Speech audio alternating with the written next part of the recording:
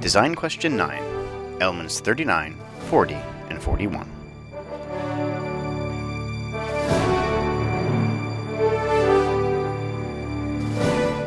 The desired effect is that all students feel that the teacher has high expectations for them.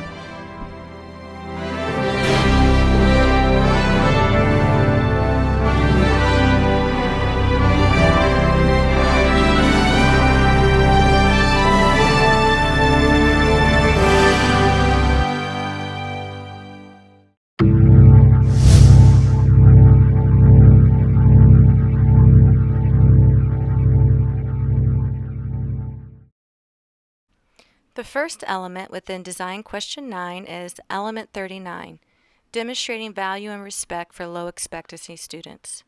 The desired effect, students feel important and respected by each other and the teacher. Let's listen to Phil Kupchak describe some strategies of Element 39. My name is Phil Kupchak. I'm a grant resource specialist with the Office of Professional Development and School Supports.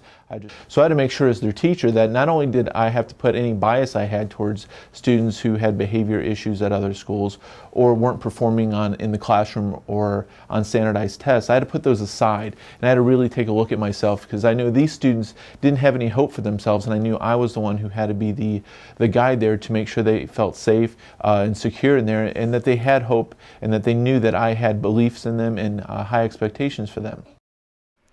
The next element within Design Question 9 is Element 40, asking questions of low expectancy students.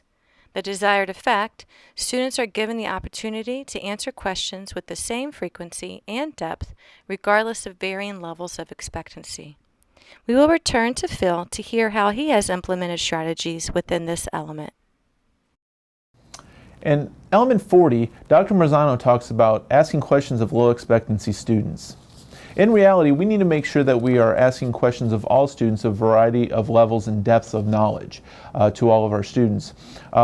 We get hung up on our more proficient students always raising their hand, always participating. We're always calling on them. Not intentionally, not to ignore the other students, but because they're actively engaged and we want them to participate, we want to reward that.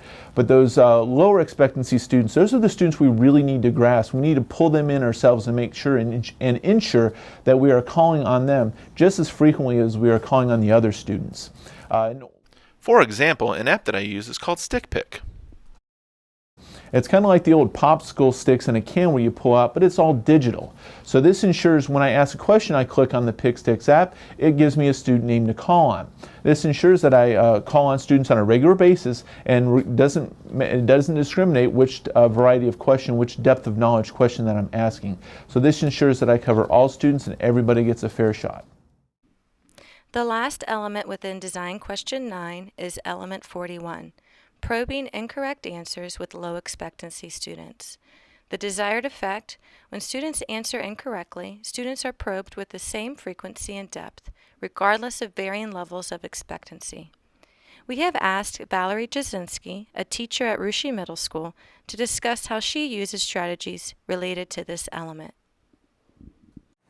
Hi, I'm Valerie Jasinski. I work at Charles S. Russia Middle School. I teach 6th grade language arts. I think that you have to set the tone with your students, and even from the beginning of the year or the minute you step into the classroom, I am not the teacher that is going to accept an I don't know or a shrug of the shoulders.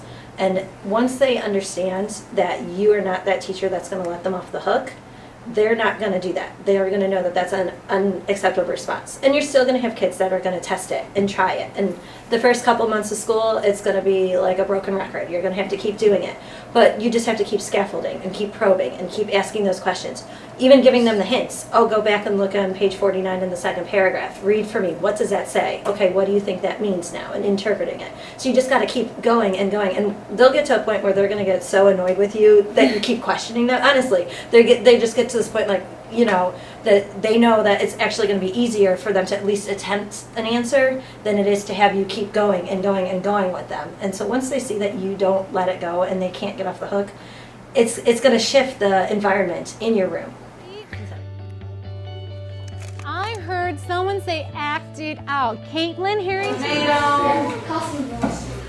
Anybody else? Keith? that the Pony Express and the Amazon droids could possibly have in common. Make some hypotheses before we start reading. Let's take a big guess. Sam, what do you think?